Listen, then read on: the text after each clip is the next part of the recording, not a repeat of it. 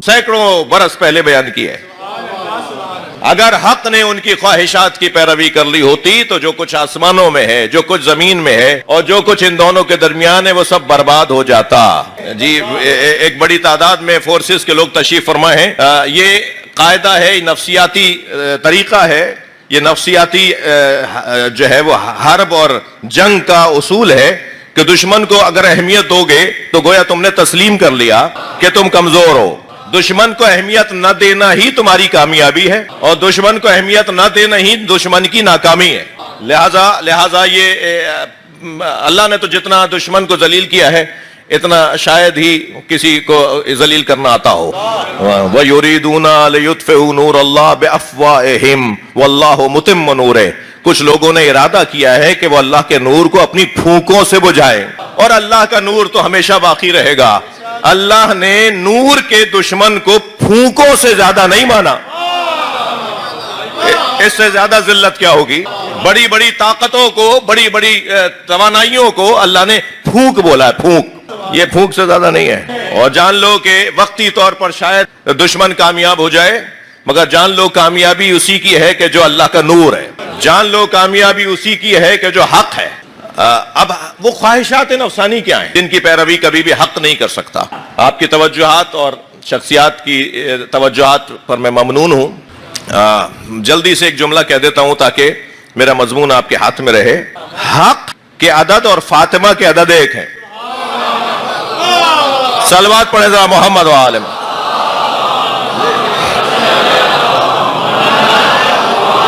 और बुलंद सलवात सैयदा की जात पर है।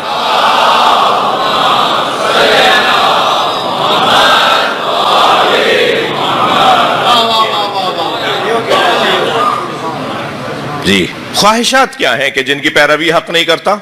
मैं दो ख्वाहिशात तो ऐसी हैं कि हर ख्वाहिश में दम निकले। क्या है वो मिसरा?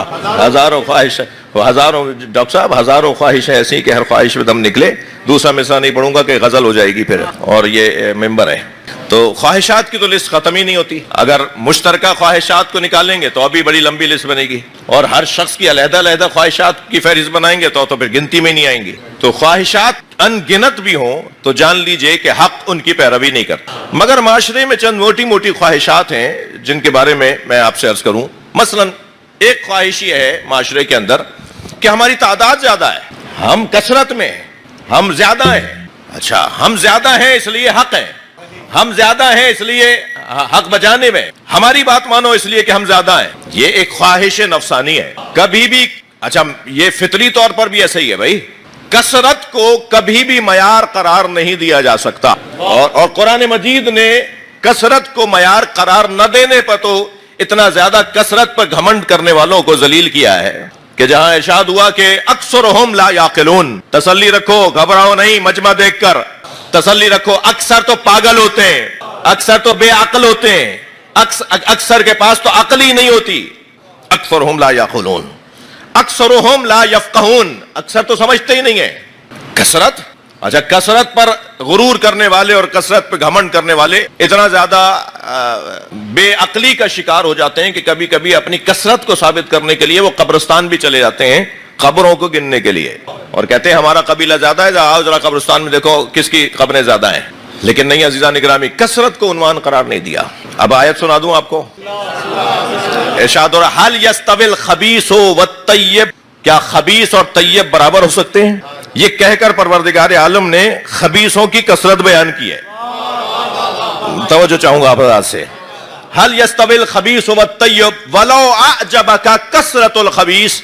ऐ मेरे मुस्तफा, कहीं खबीसों की कसरत तुम्हें मुताज्जिब न कर दे। खबरदार, कसरत खबाइस, खबीसों की कसरत से रोब में मत आना। परवरदिगार आलम ने कसरत खुबसा, खबीसों की कसरत को मयारी नहीं करार दिया। ये क्या बात हुई कि हमारे पास तादाद ज्यादा है, तुम्हारे पास 0,0,0,0,0 की तादाद जोड़ते चले जाइए आप, 2 लाख जीरो भी लगा दीजिए। जी, बेअक्ल लोग, कम फहम लोग, ना समझ लोगों की 0,0 लगाते चले जाइए। कोई जीरो की हैसियत होगी? ये सारे जीरो रहेंगे। जी, और बढ़ के मुश्किल बढ़ती चली जाएगी। एक आध 2 4 को तो संभाल लेना आसान था, ये तो तुमने कसरत कर ली, तुमने तादाद बढ़ा ली। तवज्जो है बात की? یہ طے ہو گیا کہ کثرت کی بنیاد پر فیصلہ نہیں ہوگا. کس کی بنیاد پر فیصلہ ہوگا؟ عقل کی بنیاد پر.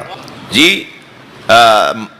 استدلال کی بنیاد پر فیصلہ ہوگا. اب آ کر حضرت ابن عباس سے ایک صاحب نے کہا، جن صاحب نے کہا میں ان کا نام لینا ضروری نہیں سمجھتا، مگر ایک صاحب نے تھے بھی بڑے صاحب، انہوں نے آ کر حضرت ابن عباس سے کہا، ابن عباس اس لیے لوگوں نے علی کو اپنا خلیفہ نہیں بنایا کہ لوگ یہ کہتے ہیں، توجہ ہے آپ حضرات کی، لوگ یہ کہتے ہیں کہ ایک ہی گھر میں نبوت اور امامت ہونا اچھا نہیں ہے.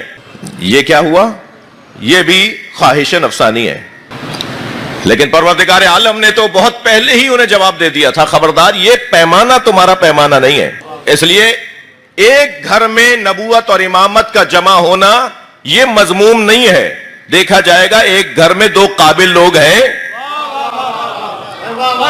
اگر ایک گھر میں دو قابل لوگ ہیں نبوت بھی ہوگی اور امامت بھی ہوگی. اگر یہ قاعدہ نہ ہوتا تو حضرت ابراہیم علیہ السلام کو جب اللہ نے امام بنایا، وَإِذِ ابْتَلَىٰ إِبْرَاهِيمَ رَبُّهُ بِكَلِمَاتٍ، جب ابراہیم کو ان کے رب نے کلمات کے ذریعے سے آزمایا، فَأَتَمَّهُنَّ، اور حضرت ابراہیم ان آزمائشوں میں کامیاب ہو گئے، تو اللہ کا اعلان ہوا، اِنِّي جَاعِلُكَ لِلنَّاسِ إِمَامًا، اے ابراہیم میں تمہیں لوگوں کا امام بنا رہا ہوں. اگر ایک گھر میں نبوت کے ساتھ امامت کا جمع ہونا ناممکن ہوتا تو حضرت ابراہیم فوراً سوال نہ کرتے وَمِن ذُرِّيَّتِي، اور میری اولاد میں امامت، تو پہلے ہی بتا دیا جاتا ابراہیم یہ سوال ہی تمہارا درست نہیں ہے، ہم ایک گھر میں نبوت اور امامت کو نہیں رکھتے. لیکن انہوں نے فوراً مانگا کہ یا اللہ میری اولاد میں بھی امامت ہے، اور پروردگار عالم نے اعلان فرمایا وَجَعَلْنَا فِي ذُرِّيَّتِهِ إِمَامًا، اور ہم نے ابراہیم کی ذریت میں امامت کو قرار دیا، اور ہم نے ابراہیم کی ذریت میں نبوت کو قرار دیا. یعنی اس گھر میں نبوت بھی ہے اور امامت بھی ہے. یہ طے ہو گیا، یہ واضح ہو گیا کہ یہ کوئی قاعدہ نہیں ہے کہ ایک گھر میں دو چیزیں نہیں ہو سکتی. دیکھا یہ جائے گا قابل ہے یا نہیں.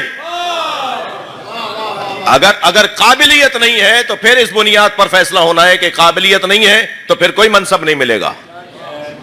خواہشات نفسانی. عزیزان گرامی، قرآن پکار کے کہہ رہا ہے وَلَوْ اتَّبَعَ الْحَقُّ أَهْوَاءَهُمْ لَفَسَدَتِ السَّمَاوَاتُ وَالْأَرْضُ، اگر حق نے ان کی خواہشات کی پیروی کر لی ہوتی تو زمین آسمان اور اس کے درمیان جو کچھ ہے سب برباد ہو جاتے. جملہ ہدیہ کرنے جا رہا ہوں، آپ کے توجہات بھرپور ہیں، میں آپ سے توجہ چاہوں گا، کچھ کہنے جا رہا ہوں. اگر آپ کے سامنے 1000 کتابیں بھی لا کے رکھ دی جائیں نا کہ ان میں لکھا ہوا ہے کہ مولا علی نے کسی کی بیعت کی تھی، تو ان 1000 کتابوں کو سمندر میں بہا دینا. قرآن کہہ رہا ہے آسمان رکا ہوا ہے، زمین ٹھہری ہوئی ہے.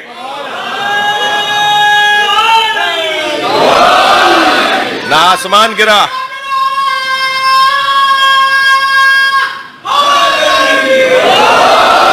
نہ آسمان گرا، نہ زمین پھٹی، تو مانے کہ حق نے کسی کی خواہشات کی پیروی نہیں کی. حق عزیزان گرامی وہ اللہ کی طاقت کا نام ہے کہ جو اپنی صلاحیتوں کی بنیاد پر اپنے معیارات کی بنیاد پر اپنے آپ کو منواتا ہے. ہر زمانے میں ایسا ہی ہوا ہے. وقت بظاہر وقت اس کے خلاف جاتا ہے مگر آئندہ اسی کا ہوتا ہے. میں لفظوں کو اگر اور بدل کے کہوں کہ حق کے لیے ممکن ہے آج دشوار ہو مگر حق کے لیے کل خوشگوار ہوتا ہے. مستقبل حق کا ہوتا ہے، کل حق کا ہوتا ہے. حق پر رہنا اصل معیار ہے، سچ پر رہنا اصل معیار ہے. پروردگار عالم نے 2 لوگوں کو سربراہی عطا کی ہے، یا لفظ یوں کہوں کہ 2 صفتوں کے حامل لوگوں کو سربراہی عطا کی ہے. آج مقدماتی گفتگو ہے، کل اور بات کو اور اپنے ان جوانوں کے لیے روشن تر عرض کروں گا. کم سے کم 2 معیارات کو پروردگار عالم نے سربراہوں کے لیے قرار دیا ہے. سب سے پہلا معیار لا ینال عہد الظالمین. سب سے پہلا معیار اللہ کا یہ منصب، حق کا عنوان، حق کی شناخت، حق کا تعارف یہ ہے کہ وہ صاحب کردار ہو. بھائی صلوات پڑھ لیں محمد و آل محمد.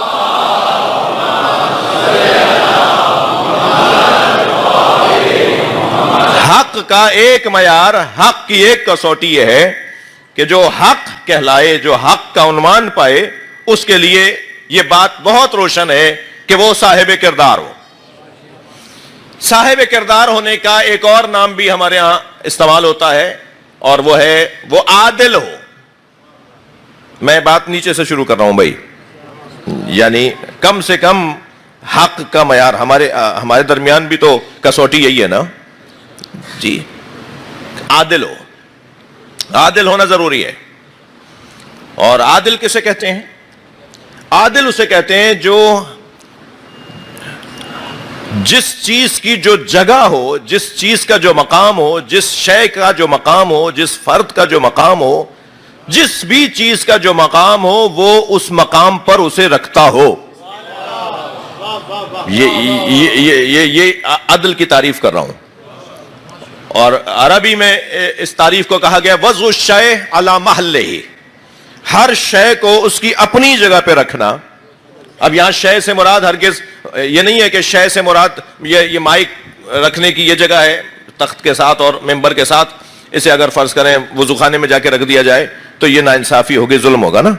اس کی جگہ یہ ہے کہ اس کو یہاں ممبر کے ساتھ رکھا جائے یا تخت کے ساتھ رکھا جائے، تو ہمارے یہاں کثرت سے کہتے ہیں تخت کے ساتھ رکھا جائے، تو یہ اس کے لیے یہ عدل ہوگا اس کے حوالے سے۔